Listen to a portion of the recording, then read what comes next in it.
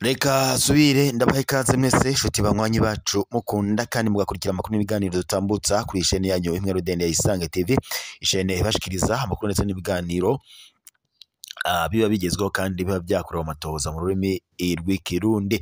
Ndabaha ikaze rero mu makuru yacu yo kuri iyi saha, akaba ari amakuru na cane rero haraza gushimikira ku ngingo nkuru zikurikira. Umuryango wa Honorable Agathon Rwasa kuri ubu ngubu ufite ishavu ntangere, uko kuri ubu ngubu Honorable Agathon Rwasa yahoze aramutswe umugambwe CNL nuko yaba yajanwe mu bitaro uko amagara yiwe atifashe neza. Turaza kubigarukaho ku buryo bw'idonido, tuze kurabira hamwe se nici icoba acatumye uyu wahoze aramutswa umugambwe CNL amagara yiwe atifashe neza. Turaza kubigarukaho ku buryo bw'idonido, turaza kubandanya tubibashikiriza. Mu yandi makuru turaza no kunyarukira kubiriko biravugwa na cane ibibazo abantu bariko baribaza, ese coba ari giki Jean Baptiste Bagaza yoba yarayaze n'uwahoze haramutswe umugambwe CNDD FDD ariwe Hussein Rajabu mwibohero rikuru rya Mpimba. Aya makuru nayo buryo bw'idonido ni mukanya.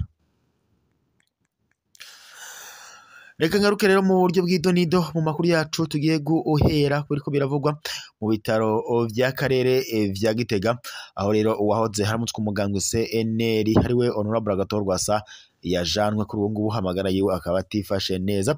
Ni inkuru rero ishavuje ku muryango wa Honorable Agathon Rwasa kuko kuri ubu ngubu Honorable Agathon Rwasa yamaze kujanwa mu bitaro kuko amagara yiwe atameze neza, nyuma yuko ngo yari yagize urugendo, urwo rugendo ariko rukaba arirwo rwarangije nyine birangiye afashwe n'ingwara. Kuri ubu ngubu rero akaba ariko arapimwa mu bitaro byo ngaha mu karere vya Gitega kugira ngo bamenye uko amagara yiwe yoba ahagaze. No mu yandi makuru hariko ribazwa mbega vyo bari biki Jean Baptiste Bagaza yatwaraga Burundi yoba yarayaze na Hussein Rajabu mwiherero rya Mpimba. Ese ni kuki Neva akunda kuvuga yitwengera atera inkuru nkuko umenga ibibazo Burundi burimwo ntavyo anezwe, ariko kandi akaguma atwemeza ko Burundi ari Edeni ivugwa muri Bibiliya. Muri iyi nkuru yacu rero twatohorejwe na bagenzi bacu b'ikinyamakuru ca Ejo Heza cyo kuwa 13 Mukaka 2024, inyishu ziramvuye turaza kuzibashikiriza ndetse n'ibindi mu utaramenya. Nyamwanga akumva ntiyanze no kubona, uyu ni umugani wo mu Kinyarwanda.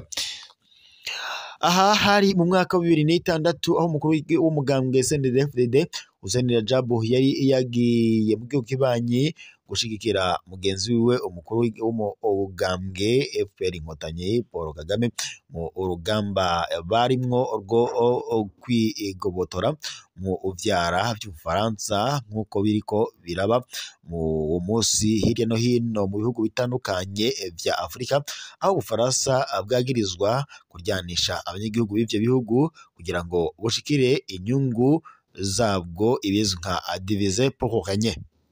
Kubw'amaso y'abantu abona hafi ntibyumvikana ukuntu igihugu ngito kandi iki kiri mu nzira y'amajambere nko u Rwanda acari kwihanga igihugu nk'Ubufaransa kizwi nka kimwe mu bihugu vy'ibihangange kw'isi, ariko kandi ko bari bafise imbono ya kure bari bazi ko agahugu k'imbaga no Dawidi gashobora gutsinda hasi ingagari y'umugabo nka Goliyati. Reka tuba turetse ivya Dawidi ndetse na Goliyati, hanyuma kubwa Hussein Rajabu kuja gushigikira umugambwe FPR Inkotanyi kw'izina rya CNDD FDD kwari ukuja kwemera kumwera ubwanwa wari arongoye wari yarakomoye. Mu nkuru zeruka twarababwiye ko mu bihe by'urugamba rwa CNDD FDD Major Petro Buyoya abonye intagoheka ku rugamba za FDD zimubijije agatugutu, yagiye gusaba ubufasha mugenzi wiwe w'u Rwanda ko ngo abanje kumwibutsa amagorwa igihugu caciyemo muri 1994 mw'ihonyabwoko ryakorerwa abatutsi mu Rwanda muri 1994, amusaba kumufasha kandi kugira ngo mu Burundi ntihaboneke ihonyabwoko. Uwase eserejwe kubwiwe nyene yamubwiye ko rimwe yumva kabiri nyene niko gutangura kugaba ibitero ku Ntagweka aciye mw'ishamba rya Nyungwe rifitaniye cyangwa se rifatanye ni ikibira c'u Burundi. Uburongozi bw'umuhari CNDD-FDD bwaguye mu gahundwe kubona hari ikindi gihugu kije kwivanga mu njyane z'Abarundi. Amakuru kanavuga ko Hussein Rajab yaciye afata urugendo aja mu gihugu ca Afrika y'Epfo gusaba umuhumure ariwe Nelson Mandela ko yofashanya n'izindi ndongozi za Afrika nizo mu yandi mahanga gusabira umuhari FDD kwemerwa nk'uharanira demokarasi ngo bareke kuwufata nk'umuhari w'iterabwoba. Umuhumure Mandela yarabishitse ko avuga cane na bwangu. Inshuti za Rajab z'abategetsi bo muri Afrika barakoze ibishoboka byose kugira ngo abe arebe ko yaja kubonana n'u Rwanda.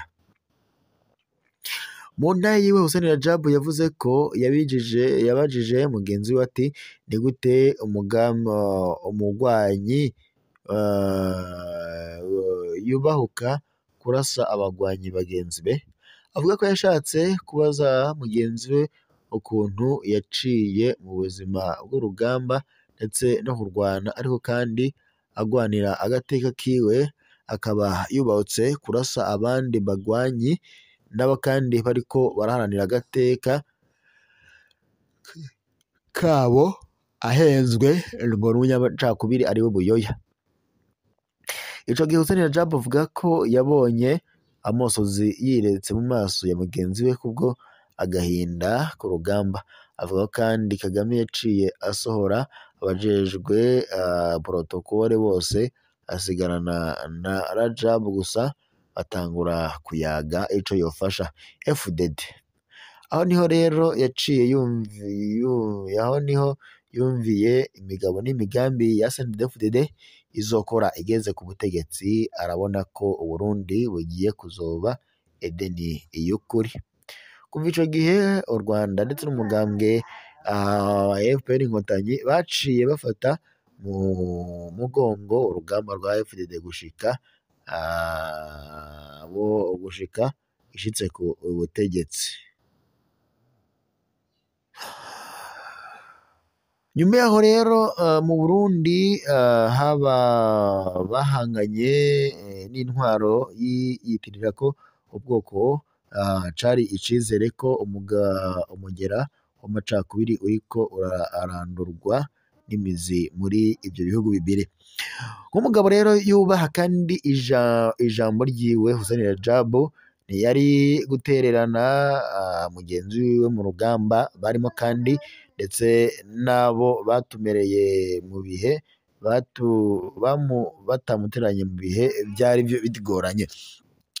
Niho rero bamwe mu Barundi b'amacakubiri biyita ko ari abantu b'imena batyoza Rajab ko ngo yita mu bitamureba mu kuja gushigikira igihugu kibanyi mu guca ucoka kibi rwari rufitaniye n'Ubufaransa.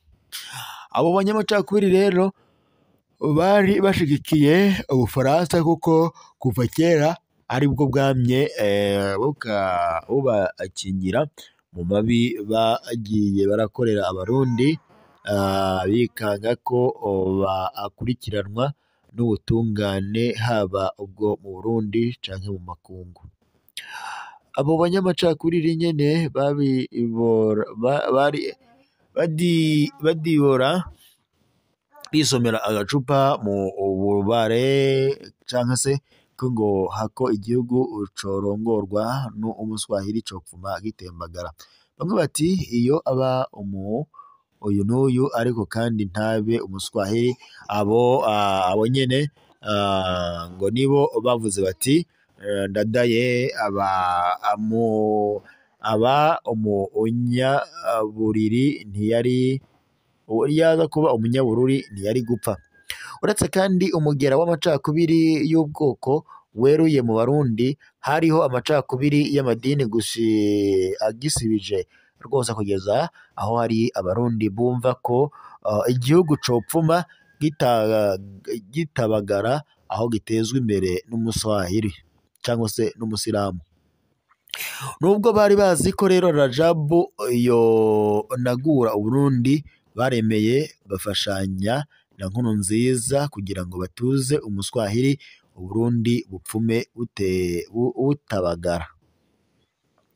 Bukeye wa Nkurunziza ahindura guhonya ya miryango yabo ata n'isoni, abo bonyene nyine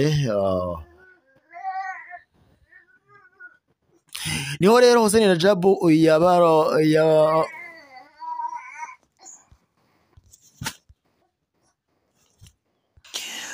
mu makuru rero ya Hussein Rajabu, ibyo ni bimwe byaje gutuma abata ingingo ko agomba kurwana urugamba rwa CNDD-FDD kandi agomba kurutsinda nk'uko nyene mu ntahe twabashikirizaga byari bimeze. Amakuru kandi dufise avuga ko ubwo rero ubwayo macakubiri bwababaje cane abategetsi ba Tanzania, aho umugambwe wari uri ku butegetsi ariwo Chama cha Mapinduzi waciye ufata ko kuko bafata Hussein Rajabu nk'umwana wabo biciye kuri nyina amuvyara, yoba yari afise amamuko mu gihugu ca Tanzania. Igihe rero yari mw'ibohero rikuru rya Mpimba, hari intumwa z'umugambwe Chama cha Mapinduzi zagendeye Rajabu zimuzaniye ubutumwa bw'abategetsi b'ico gihugu. Harageze aho bamusaba ko yoreka Abarundi bagatembana n'igihugu cabo akaja muri Tanzania kubafasha guteza imbere ico gihugu kuko Abarundi ari imburabugirire. Bivugwa ko Hussein Rajabu yabarahiye ko adashobora guheba Uburundi bwamwibarutse kubwo gutinya akagwi gato k'abanyamacakubiri, babwira ko yizeye neza ko Abarundi benshi bipfuza ineza y'igihugu ahubwo babura uwubaja imbere. Ayo makuru nyene avuga ko igihe Nkurunziza apfungiye Rajabu, Tanzania yashatse kugara imbibe z'igihugu ihana n'Uburundi kugira ngo Abarundi twicwe na kigoyi kubwo ububegito bwacu. Ariko kandi Hussein Rajabu arayisaba ko itohora abanyagihugu bato bato ubukozi bw'ikibi bw'akagwi gatoya, kandi ko iyo nzara yoza gushira izo nkozi z'ikibi Abarundi bato ngo barahonye. Twongeye turababwira ko igihe hategurwa gusohora Hussein Rajabu mw'ibohero mu Mpimba mu mpera za 2014 ndetse no mu ntango za 2015, Tanzania yari yamusabye ko vyotegurwa agasohoka nk'ugiye kwivuza, nawe aranka ivyo Tanzania bivuga kuko itari yizeye ko Abarundi bomusohora ibohero bakamukingira bamugandagure. Ariko kandi we yabwiye abategetsi ba Tanzania ko uko Abarundi bamwizeye bakamushigikira mu rugamba rwo gukabuza demokarasi nawe abizera. Hari ndetse n'abaryango ba Hussein Rajabu boba baramusabye ko Abarundi n'imitima yabo yiswe n'amacakubiri yobihoza kuko ngo ari intashima, akaraba ahandi aja gufasha bazi agaciro kiwe. Nabo arabarahira avuga ko atohemukira abasheshe amaraso yabo kubwo Uburundi, ndetse abamugariye mu ntambara, abahaburiye ababo ndetse n'abahaburiye ivyabo. Avuga ko igihe cose azoba agihema hakaba hakiriho abarundi bagiharanira ineza y'igihugu nawe azofashanya nabo gushika ivyo neza ibonetse. Hari amakuru y'ibanga twaronse avuga ko uwahoze harongoye Uburundi ariwe Jean Baptiste Bagaza yigeze kuja mu kuramutsa Hussein Rajab mu ibariro rya Mpimba kuko yari yarumvise ko ari umugabo w'ivyumviro bikomeye. Bamaze kuyaga Bagaza yaramushimishije ngo kubona hari umurundi w'indongozi afise ivyumviro vyo kubaka Uburundi nkawe. Vyatumye umukuru w'igihugu Jean Baptiste Bagaza azanira Rajabu idosiye zibitse imigabo n'imigambi ndetse n'iterambere yari afitiye Uburundi yatembagajwe atarayishira mu ngiro. Iyo migambi Bagaza yavuze ko yayimye izindi ndongozi harimo n'abo iwabo i Bururi kuko ngo yasanze ubwenge bwabo bugarukira ku nda zabo gusa. Bavuga kandi ko imwe muri iyo migambi ari iyo turiko turumva ku butegetsi bwa Ndayishimiye buriko burashira mu ngiro, aho ahabona ishobora kuzoja mu ngiro mu misi iri imbere.